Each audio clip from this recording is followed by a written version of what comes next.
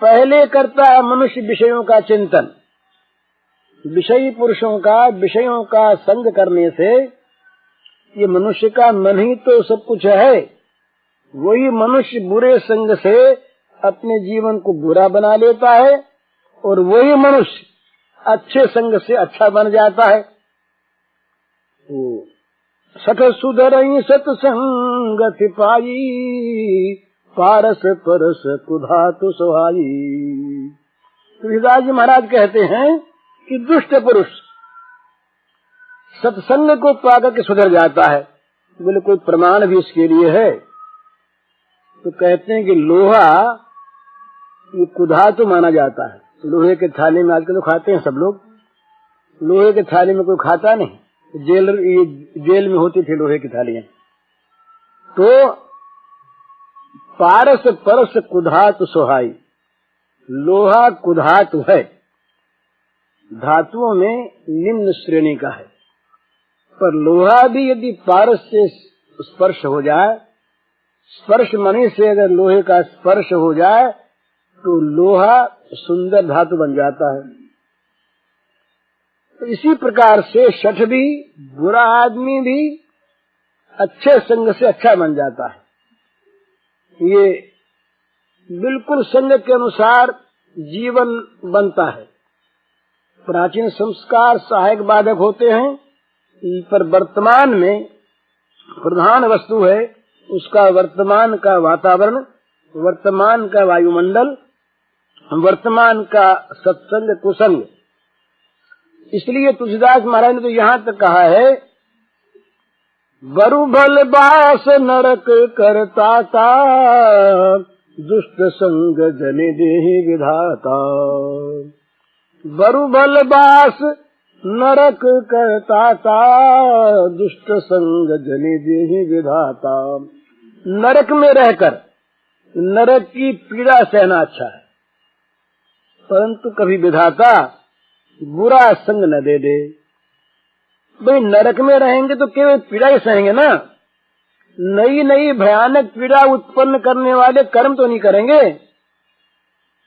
पर बुरे संग में यदि हम आ गए, दुष्ट संग हमको प्राप्त हो गया, तो दुष्ट संग तो जीवन को दुष्ट बना देगा। और दुष्ट जीवन न मालूम किस किस प्रकार की कुवृत्तियों में पड़कर और कितना भयानक अपने लिए वो आगामी जीवनों के लिए संग्रह कर लेगा। बुरा बुरा दुखों का हेतु कौन जानता है। इसलिए जिस प्रकार का संग होता है वैसा मनुष्य बनता है। तो एक आदमी अच्छा है, उसने केवल विषयी पुरुषों का संग किया, तो उसका फल क्या होगा? विषयी पुरुषों का, विषयों का संग करने से चित्त में निरंतर विषयों की बात याद आवेगी, उन्हीं का चिंतन होगा। जो लोग हम लोग सारे ऐसे ही हैं, विषय चिंतन परायण है ना, उनको भगवत संबंधी बात अच्छी नहीं लगती। स्वाभाविक, उनकी नीयत बुरी नहीं, उनका मन स्वाभाविक ऐसा बन जाता है कि विषय की बात तो रुचिकर लगेगी, और विषय के अतिरिक्त और कोई बात हुई, चाहे कोई अच्छी बात हो, भगवान की न सही देश की बात हो, घर की बात हो, समाज की बात हो, पर वहाँ जहाँ जिस विषय में मन लगा है उसी में अच्छा लगेगा। तो ध्याय तो विषयान पुंसः, मनुष्य जब विषयी पुरुषों के और विषय के संग से विषय प्रवण बुद्धि वाला हो जाता है, तो उसका चित्त निरंतर विषयों का चिंतन करता है। ये शुरुआत है, पतन की शुरुआत है। ये विषयों का चिंतन पतन का प्रारंभ।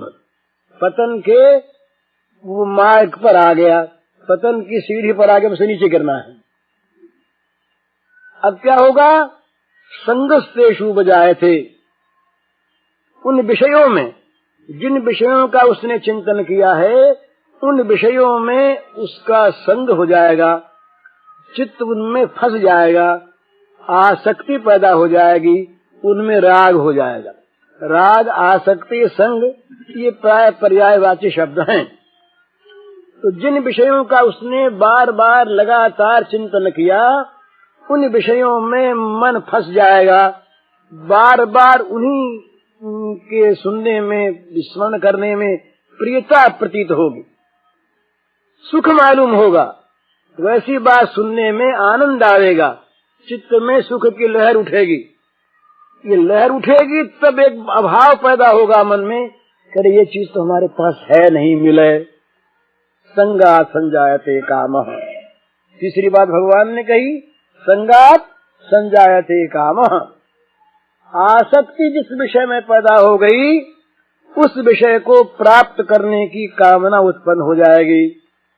तीसरी बात, ध्यायतो विषयान पुंसः संगस्तेषु विजायते और संगा संजायते कामः। जिस विषय में, जिन विषयों में हमारा चित्त आसक्त होगा उन विषयों का अभाव सहन नहीं होगा, मिलने चाहिए वो पदार्थ, ये मन में कामना उत्पन्न होगी। कामना क्या करती है महाराज? ये कामना ज्ञान को हर लेती है। काम से चढ़त ज्ञान, कामना ही ज्ञान का अपहरण करती है, कामना ही पाप में प्रवृत्त करती है। मनुष्य के अंदर तीव्र कामना किसी विषय की जाग उठे, फिर धर्माधर्म देखना उसके लिए बड़ा कठिन होता है।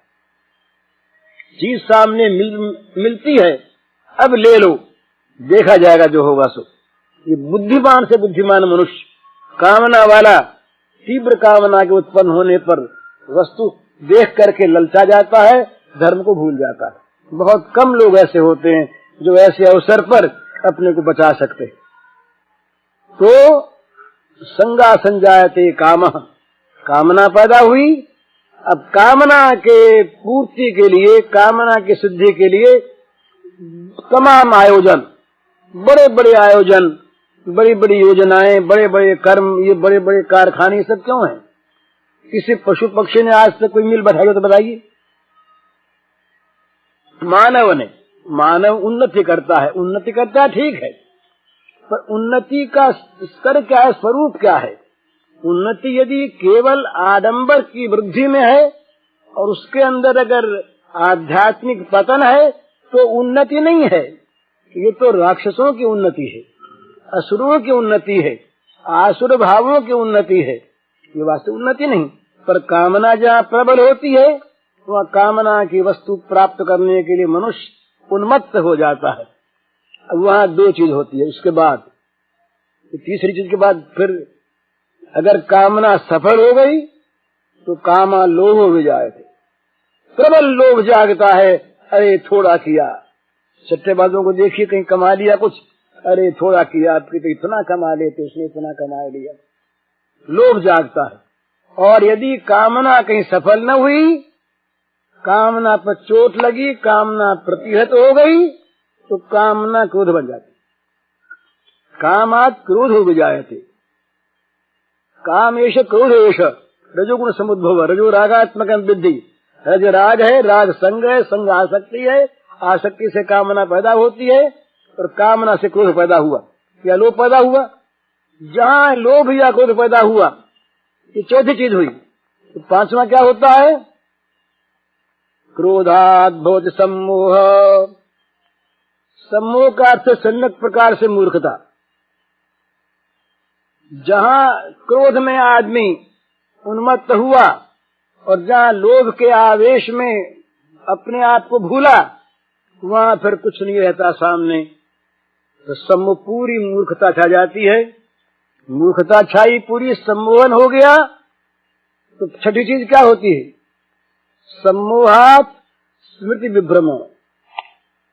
क्या करना क्या न करना, किसमें लाभ किसमें हानि, क्या परिणाम होगा क्या दुष्परिणाम होगा, सारी चीज भूल जाता है, वो बेभान हो जाता है, अत्यंत सावधान हो जाता है।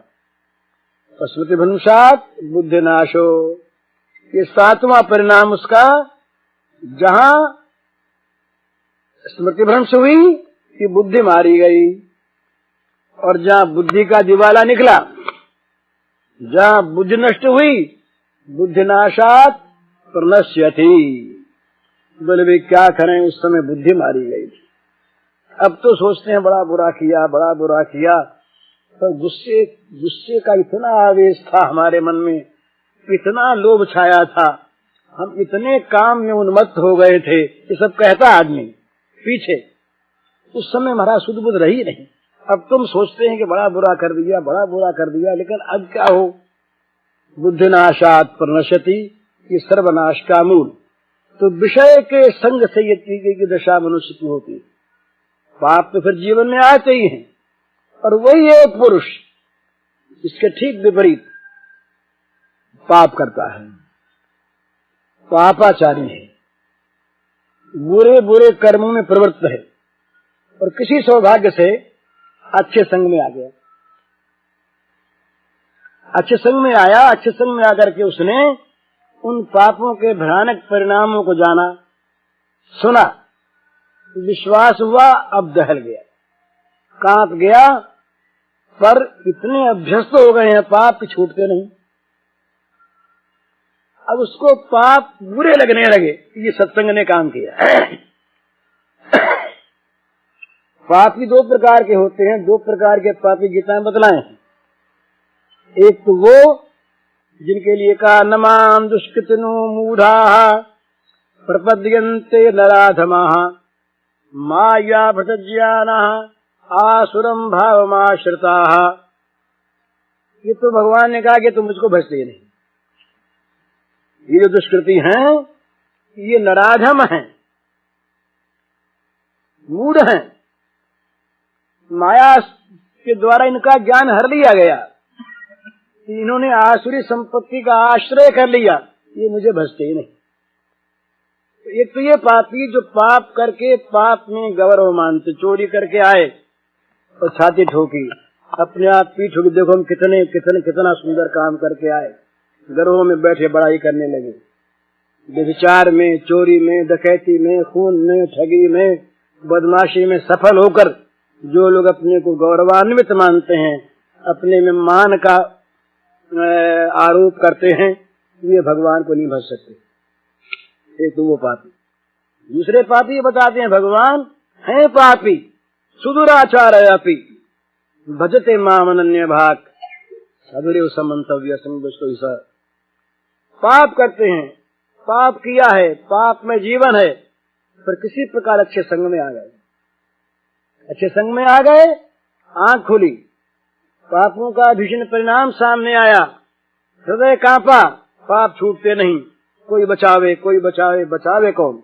उस समय एक वो जो अव्यक्त शक्ति जिसको हमने देखा नहीं सुना, उसकी ओर मन जाता, हे भगवान, हे प्रभु, तुम्हारे सिवा कोई बचाने वाला नहीं, तुम्हारे सिवा कोई तारने वाला नहीं, तुम ही एक हो जो पापी को भी स्थान देते हो, तुम ही एक हो जो किससे घृणा नहीं करते, तुम्हारी गोद सबके लिए खुली है, मैं तुम्हारे शरण हूँ, तुम्हें पुकारता हूँ, भजते माम अनन्य भाग। दूसरे को भजन का भाग न देकर उसको भजे।